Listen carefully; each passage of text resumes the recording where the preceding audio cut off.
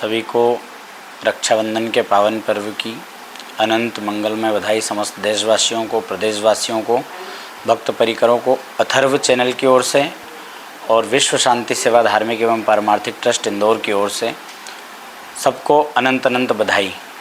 रक्षाबंधन क्यों मनाया जाता है? सभी को जैसे कि कैलेंडर में देखा हो, पंचांग में देखा हो, या टीवियों के माध्यम से, चैनल के माध्यम से, न्यूज़ के माध्यम से पूरा देश विदेश जहाँ तक के सभी लोग रक्षाबंधन के बारे में जानते हैं। रक्षाबंधन सबने सुन भी रखा है, लेकिन रक्षाबंधन मनाया क्यों जाता है, उसके पीछे का कारण क्या है, सबसे पहले ये जानना ज़रूरी है। और हम अथर्व टीवी के माध्यम से आप सबको ये बताना चाहते हैं कि रक्षाबंधन का पर्व क्यों मनाया जाता है, किस लिए मनाया जाता है, मनाने का कारण क्या है, इसके पीछे के लाभ क्या हैं, ये सारी बातें हम आपको इस वीडियो के माध्यम से बताना चाहेंगे। रक्षाबंधन क्यों मनाया जाता है? आपने श्रीमद् भागवत की कथा, पद्म पुराण अगर पढ़ा हो या भागवत की कथा प्रायः सबने सुनी है, तो उसमें आपने एक चरित्र भगवान का सुना है जिसमें वामन अवतार की कथा आती है। और वामन अवतार की कथा जो है, भगवान जब अदिति के गर्भ से जन्म लेकर के वामन के रूप में आते हैं, तो वामन अवतार वाले प्रसंग में आप सबने सुना होगा कि भगवान वामन बनने के बाद में राजा बलि के द्वार पर जाते हैं। और राजा बलि के द्वार पर जब नर्मदा को पार करके राजा बलि के द्वार पर पहुंचते हैं, उस समय राजा बलि यज्ञ कर रहे होते हैं। लेकिन जैसे ही जो वामन भगवान हैं वो आवाज़ लगाते हैं, भिक्षाम देहि, भिक्षाम देहि, भिक्षाम देहि। जब इस प्रकार की बात को, इस प्रकार की आवाज़ को जब राजा बलि के कान में सुनाई पड़ता है, उसी समय राजा बलि अपने आसन के नीचे जल डाल करके अपने कर्म को विराम दे करके उसी क्षण उठ जाते हैं और उठ करके सीधे द्वार पर आते हैं। और द्वार पर आते ही बहुत सुंदर वामन भगवान की सुंदर छवि का दर्शन करते हैं।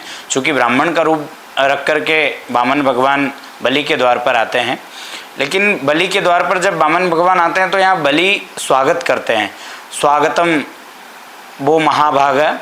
और इस प्रकार से स्वागत करते हुए राजा बलि वामन भगवान से कहते हैं कि आपका स्वागत है, आपका स्वागत है, बताइए आप मेरे द्वार पर क्यों आए हैं। तो भगवान वामन कहते हैं, जो ब्राह्मण का रूप धारण करके वामन भगवान जो आते हैं, तो वामन भगवान कहते हैं कि बोले मुझे अपने भजन के लिए, अपने पूजन के लिए 3 पग भूमि का दान चाहिए।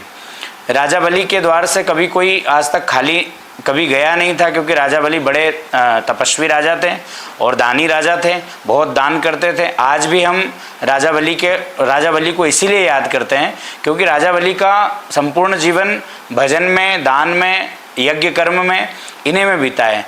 तो भगवान जब बलि के द्वार पर आए तो बलि ने 3 पग भूमि का जो दान था वो भगवान को दिया। उसके लिए, उसके निमित्त संकल्प भी हुआ।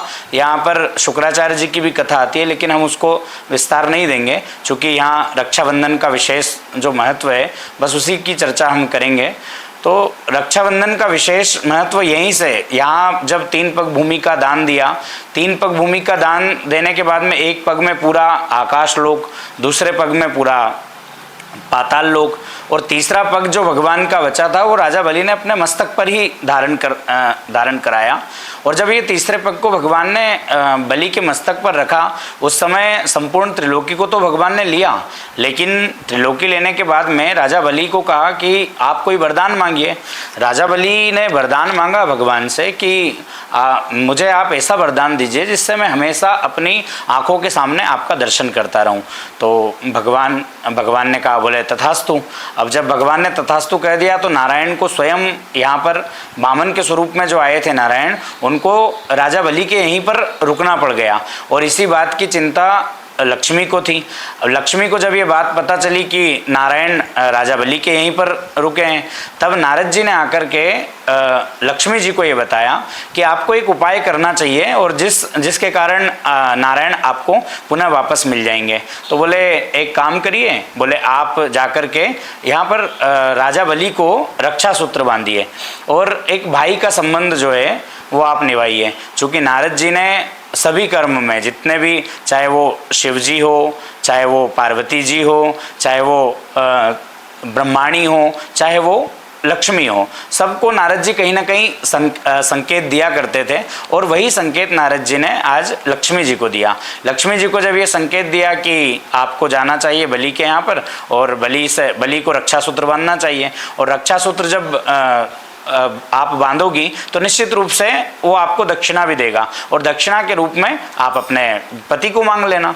और यही लक्ष्मी जी ने किया और संयोग से ऐसा वो शुभ दिन था कि श्रावण मास की जो पूर्णिमा जिस पर हम पावन पर्व रक्षाबंधन को मनाते हैं, वही उस समय का योग था, वही संयोग था। और इसी शुभ संयोग में श्रावण मास की पावन पूर्णिमा पर रक्षाबंधन का समय आया, जिस समय माँ लक्ष्मी राजा बलि के यहाँ पर गई।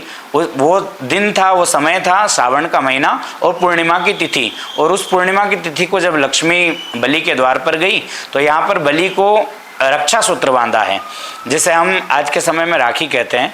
तो रक्षा सूत्र जब बांधा, तो रक्षा सूत्र बांधने के बाद में राजा बलि को लक्ष्मी जी ने अपना भाई बनाया।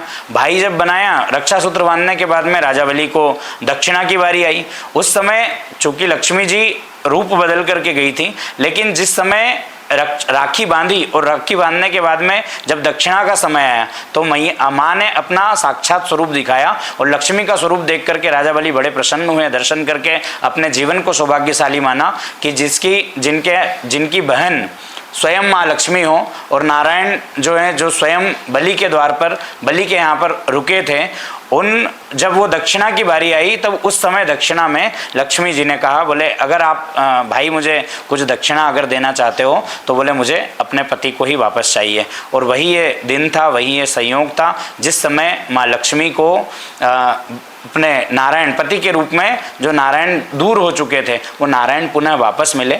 और यहीं से ये रक्षा सूत्र का जो संबंध है, रक्षाबंधन का जो महत्व है, यहीं से विद्यमान हुआ। और दूसरी एक कथा भी आती है कि जब एक जैन मुनि थे, उन्होंने 700 साधुओं की, संतों की रक्षा की थी। तो यहाँ पर भी रक्षाबंधन का विशेष महत्व होता है, लेकिन हम पौराणिक कथा के अनुसार श्रीमद् भागवत में वर्णित इस कथा को ही लेंगे जिसमें रक्षाबंधन का ये विशेष महत्व है। और रक्षाबंधन का ये पावन पर्व सभी के जीवन को मंगल करें। और इसलिए सबसे विशेष बड़ी बात यह है कि हर शुभ मुहूर्त में भद्रा जो होती है, जिसको आपने पेपर में, न्यूज़ में, हर समय ऐसे शुभ समय में आपने सुना ही होगा, लेकिन ये भद्रा जो है हर शुभ काम में अड़चन डालने का काम करती है, क्योंकि सूर्य और छाया की ये पुत्री है और इसलिए हर शुभ काम को अशुभता में परिणित करने का काम भद्रा करती है। लेकिन भद्रा के प्रभाव को भी टाला जा सकता है कब? जब भद्रा के 12 नामों का उच्चारण अगर कोई व्यक्ति प्रातः काल के समय में स्नान आदि क्रिया से निवृत्त होकर के आसन लगा करके अगर भद्रा के 12 नामों का स्मरण करें तो ये भद्रा भी शुभ संयोग में कहीं ना कहीं परिणित हो सकती है। और भद्रा की सबसे बड़ी विशेष बात यह है कि भद्रा काल में कभी भी, जैसे राखी का जो त्यौहार है, रक्षाबंधन का जो पर्व है, ये भाई बहन के अटूट प्रेम के संबंध को दर्शाता है। तो जो रक्षाबंधन का ये पर्व है, हर बहन को रक्षाबंधन के पर्व पे अपने भाई के यहाँ आना चाहिए। और भाई दूज का भी जो आपने सुना है, भाई दूज पर हर भाई को अपनी बहन के यहाँ जाना चाहिए, ऐसा विधान है हमारे शास्त्र का, पुराणों का। तो जिस रक्षाबंधन में जब बहन अपने भाई के यहाँ आती है तो निश्चित रूप से भाई के दुख संकट वो बहन हरती है। 3 लोग हमेशा काल का हरण करते हैं, पहला गौ माता, दूसरा ब्राह्मण साधु संत और तीसरा बहन बेटियाँ। तो बहन और बेटियों का ये पावन त्यौहार है रक्षाबंधन।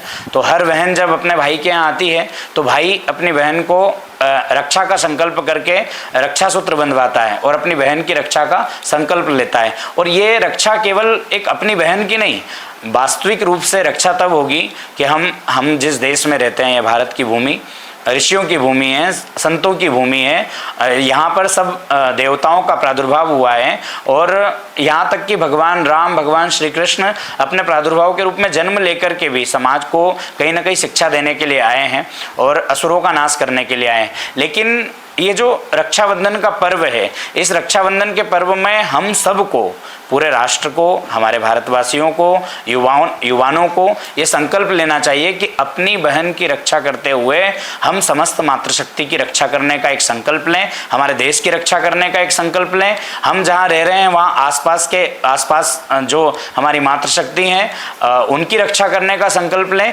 केवल अपनी बहन की रक्षा करना ही रक्षाबंधन नहीं है, पूरे देश की रक्षा करना भी हम सबका संकल्प होना चाहिए। देश के लिए अपने प्राण न्यौछावर जैसे शहीदों ने किए, जिनको हम स्मरण करते हैं, उन सबका स्मरण भी हमें कहीं ना कहीं यहाँ ये सूत्र में स्थापित करता है कि हम सबको देश की रक्षा के लिए भी, अपनी अखंडता, देश की अखंडता के लिए भी निश्चित रूप से हमें अपने मन में संकल्प लेना चाहिए, विचार करना चाहिए, जिससे हमारा देश उत्तरोत्तर वृद्धि को प्राप्त हो और सभी सुखी हों। जिस प्रकार से आज बांग्लादेश की स्थिति है, ऐसी स्थिति हमारे देश की न हो। और उसके लिए सबसे बड़ी बात है कि हमें एक होना पड़ेगा। और एकता का जो सूत्र है वो कहीं ना कहीं रक्षाबंधन का ये पावन त्यौहार भी हमें बताता है कि सबको एक सूत्र में बंध करके, जिस प्रकार रक्षा सूत्र का महत्व है, उसी प्रकार हमको देश की, समाज की, परिवार की, अपनी बहन की, मातृशक्तियों की रक्षा का संकल्प लेना चाहिए। यही रक्षाबंधन है। और रक्षाबंधन के इस पावन पर्व में